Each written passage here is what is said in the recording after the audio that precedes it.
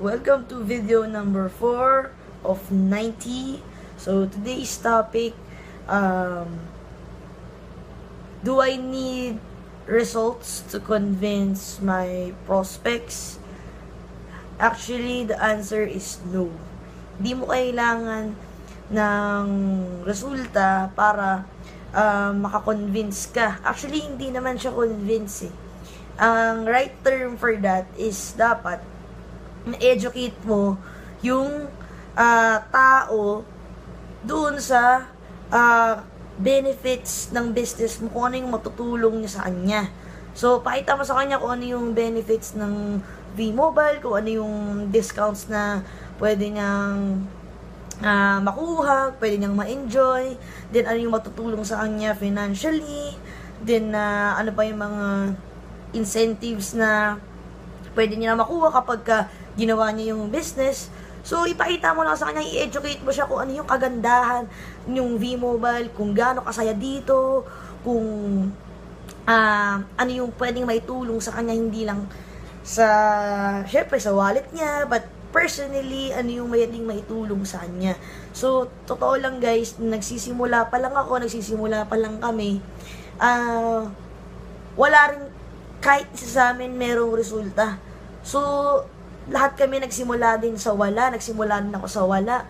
Kung tinanong man ako ng prospect ko kung ikaw ba, kumita ka na ba dito?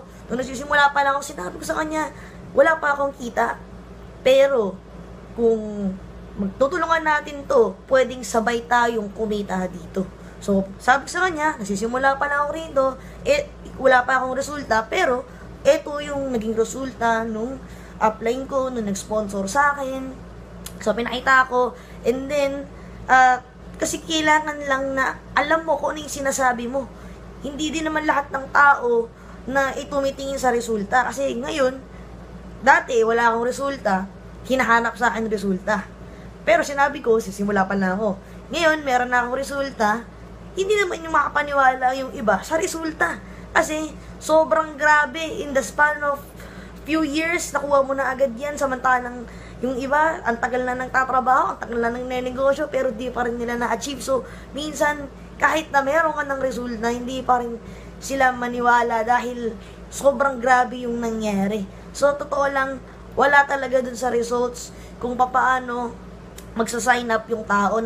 Depende yan sa'yo kung paano mo in-explain yung business. Depende kung paano mo pinakita sa kanya yung ganda ng negosyo. Depende kung paano mo in-explain sa kanya kung ano yung magiging benefit sa kanya ng negosyo. So, hindi po kailangan ng resulta para sumali yung tao sa'yo.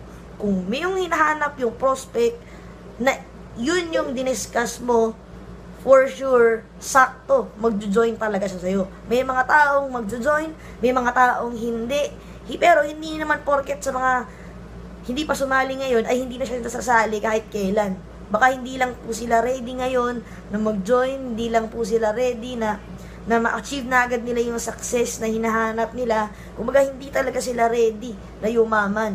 Kung ikaw, ready ka ng yumaman, marami rin po ibang tao na ready na rin yumaman. Yun yung mas kailangan natin. Okay? And syempre, bigyan ko rin lang po kayo ng tip. I-detach po natin yung emotions natin doon sa kausap natin. Kasi minsan, nagiging sobrang, parang nagiging desperate tayo na feeling natin or iniisip po natin na lahat ng kausap po natin ay sasali agad. Syempre, may mga tao rin pong hindi. Okay? Alamin nyo rin po, no, kumaga, kailangan maintindihan nyo rin po, hindi po lahat ng tao ay sasali sa negosyong ito. Hindi po lahat ng tao ay para sa negosyong ito. Para lang po ito sa mga taong may pangarap, may gusto sa buhay, may gusto ma-achieve, gusto magbago ang buhay, gustong ma-experience yung buhay na masarap, gustong, kumaga, talagang makapagsimula na ng maganda. Okay? So guys, I hope marami kayong natutunan today. And don't forget to click subscribe dun sa nandyan lang sa baba. And payaman. Okay? See you next video.